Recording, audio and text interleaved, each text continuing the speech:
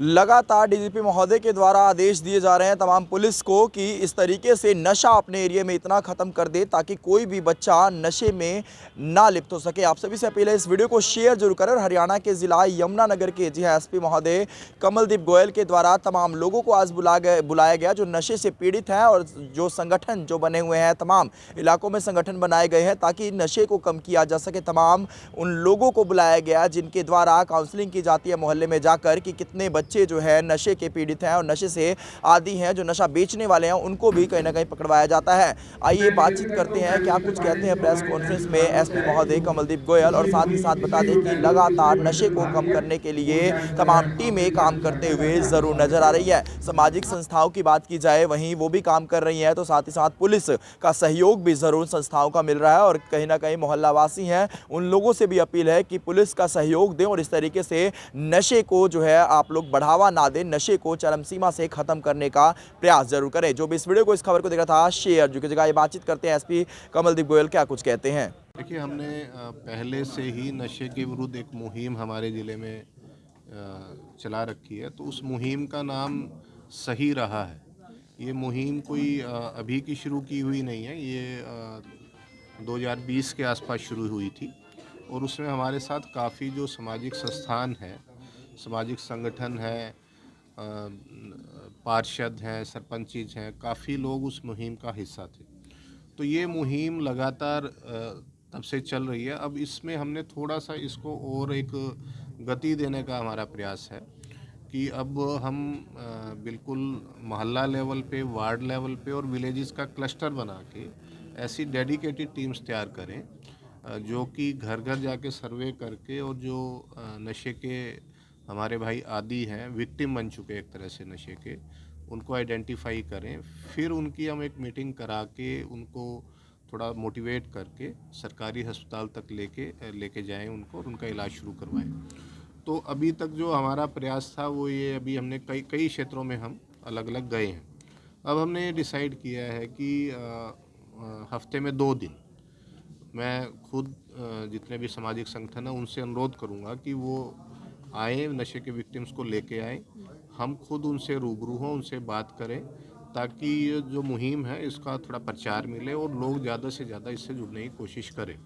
तो आज इस दिशा में हमने ये मीटिंग की जिसमें सढौरा से, रादौर क्षेत्र से, जो शहर का हमीदा क्षेत्र है वहाँ से भी काफ़ी समाज सेवी आए और 12 जो नशे के विक्टिम्स हैं वो उनके साथ आए थे। ये इनमें से कुछ जो भूखे जिसको कहते हैं उसके आदी थे, कुछ स्मैक पीने वाले बच्चे भी थे, कुछ शराब के आदी लोग भी थे।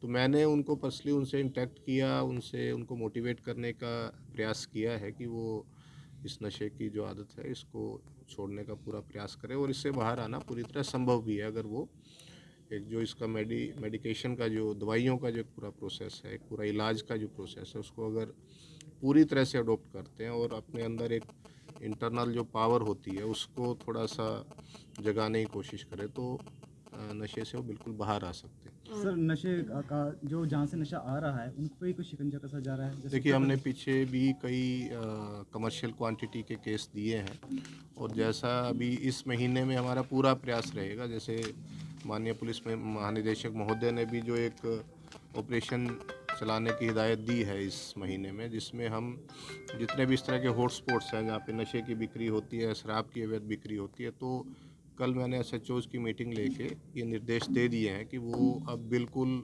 जैसे कहते हैं ना फाइनल वॉर टाइप से उस मोड में आ जाए और जितने भी इस तरह के नशा बेचने वाले लोग हैं उनके खिलाफ सख्त से सख्त एक्शन लें। सर, ये कार्यक्रम आज किया गया है नशे के विरुद्ध, लेकिन सर आज ITA के अंदर एक कंट्रोल रूम बना हुआ था, स्ट्रॉन्ग रूम, वहाँ पर एक हेड कांस्टेबल नशे में धुत पाया गया है। ठीक है, उसके खिलाफ जो भी एक्शन है वो कर लिया जाएगा, वो उसका मेडिकल जो भी एग्जामिनेशन है। सर, कहते हैं किसी भी देश का जो भविष्य वो युवा पीढ़ी पर टिका होता है, लेकिन आज यमुनानगर शहर की हम बात करें तो बहुत से लोग ऐसे हैं जो नशे की दलदल में फंसे हैं और पहले भी आपकी यहाँ पोस्टिंग रही है, तब से लेकर अब तक बहुत बार नशे के खिलाफ मुहिम चल तो रही है सर, लेकिन आज आपसे ये जानना चाहते हैं, शहर जानना चाहते हैं कि अब तक कितने परिवारों पर इसका असर देखने को मिला है या कितने लोगों को नशे से मतलब आप लोग उस दलदल से बाहर निकाल कर लाए। देखिए, ये कहना कि नशे की दलदल से कितने लोग बाहर आ गए हैं, इसके लिए तो थोड़ा सा हमें डाटा कलेक्ट करना पड़ेगा।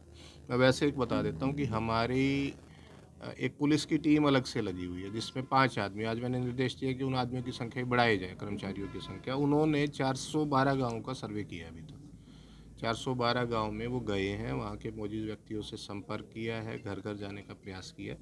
तो इसमें 421 मरीज उन्होंने आइडेंटिफाई किए।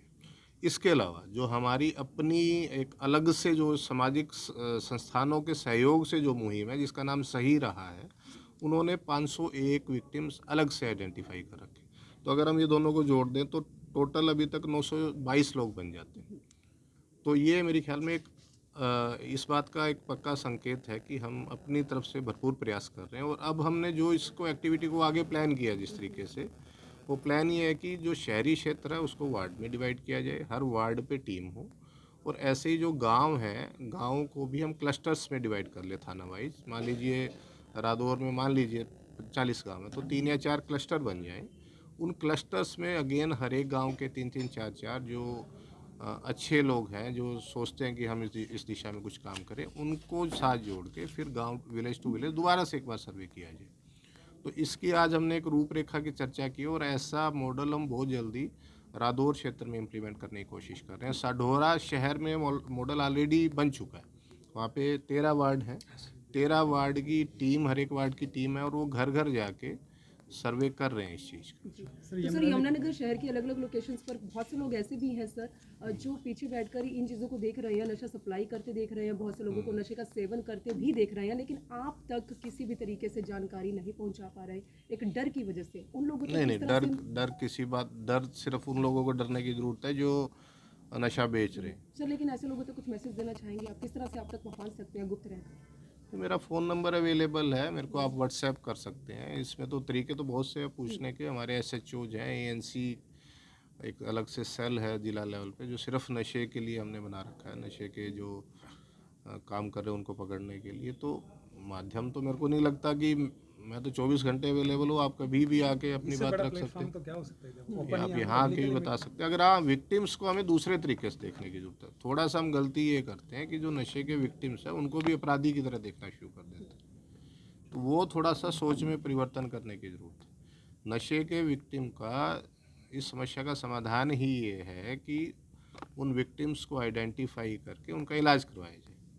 ये 3 मतलब अगर मैं पूरी समस्या की बात करूँ तो 3 एंगल है। एनफोर्समेंट, जो नशा का काम कर रहे हैं उनके विरुद्ध एक्शन, वो हो रहा है जैसे पुलिस अपना, वो तो पुलिस का बेसिक वर्क है ही।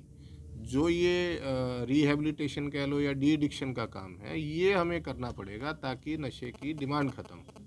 जो बच्चे ऑलरेडी नशा कर रहे हैं अगर वो ठीक हो जाएंगे, डिमांड कम होगी, तो ऑटोमेटिकली सप्लाई पे भी असर पड़ेगा ही पड़ेगा। सप्लाई की ज़रूरत ही नहीं है। लेकिन अगर हमने सिर्फ सप्लाई पे ध्यान दिया और डी एडिक्शन पे ध्यान नहीं दिया, तो ये बच्चे यहाँ अगर नशा नहीं मिलेगा तो कहीं और से खरीद लाएंगे।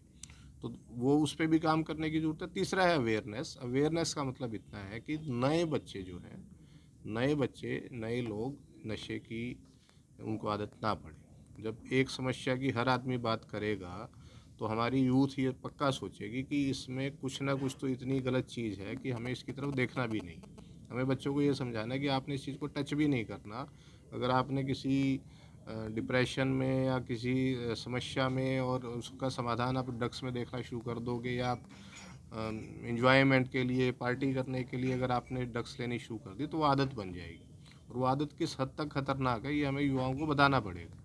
तो एक बार अगर हम घर घर पहुंच के हमारा मैसेज हर युवा तक चला गया तो नया बच्चा इसमें नहीं जुड़ेगा। तो 3 ये मेरे हिसाब से एस्पेक्ट्स है इस प्रॉब्लम के। 1 is enforcement, second is de addiction, third is awareness. तो ये जो डी एडिक्शन का प्रयास है इसमें अवेयरनेस ऑटोमेटिकली इन्वॉल्व है। तो हमारा पूरा प्रयास है कि हम मैक्सिमम एज ए डिपार्टमेंट और as a society also, society भी एसोसिएटेड है हमारे साथ अच्छे से, कि हम इस जिले को नशा मुक्त करने का सर, पूरा कोई क्षेत्र प्रयास भी करें। आइडेंटिफाई किए गए जहाँ पर नशा सबसे ज़्यादा प्रभाव कर रहा है? नशा अगर शहर की बात करो तो हमीदा क्षेत्र है जैसे, या आज़ाद नगर है, तो कैंप एरिया है। तो ये तो है ही, मतलब इसमें इस तरह के एरियाज में हमेशा बात होती है कि नशा ज़्यादा है। सर युवाओं तो कुछ मैसेज देना चाहेंगे नशे के खिलाफ? युवा वैसे मेरे ख्याल में मैंने इतनी बात की है उसमें ये बात मैं बोल चुका हूँ कि नशे की तरफ किसी भी कंडीशन में ना जाए। दोस्त में बैठ के दोस्त कह देते कि इसको पीने के बाद आपको बड़ी खुशी का एहसास होगा, आपको बड़ा मज़ा आएगा, या आप कोई पार्टी कर रहे हैं तो आप सोचते हैं कि कोई आदमी नशे की उसमें मतलब नशे के अंदर झूम रहा है, डांस कर रहा है, तो मैं भी वैसे करूं। तो कोई आपको कहे कि नहीं, पहले आपको एक पफ लेना पड़ेगा फिर ऐसा होगा। तो पफ आपकी आदत बन जाएगी, और एक बार आदत बन गई तो फिर वो आपका जीवन बर्बादी की तरफ चला जाएगा। आपका हेल्थ का लॉस होगा, आपके पैसे का लॉस होगा, आप कोई काम नहीं कर पाओगे, आपकी जो क्षमता है उसका लॉस होगा। दूसरा एक कारण हो सकता है कि कोई आदमी परेशान है, डिप्रेशन में है, डिमोरलाइज्ड है, तो कोई उसको कहे कि आप नशा करो, इसमें समाधान है। तो ऐसा कोई समाधान उस स्टेट में नशे करने से नहीं मिल सकता। वो एक ऐसी आदत बन जाएगी जिससे वो जो समस्या है उसका तो ज़रूर कोई ना कोई समाधान होगा, बट इसका जो समाधान है आगे, फिर इसका वो आदत लंबी पड़ेगी तो उसका समाधान उतना ही मुश्किल होता जाएगा। तो ये दो सिचुएशन आदमी के जीवन में सबके जीवन में आती है। हमें से कोई ऐसा नहीं है जिसके जीवन में इस तरह की सिचुएशंस ना आई हो। तो नशे में प्लीज़ इस चीज़ का सोल्यूशन बिल्कुल ना ढूंढें।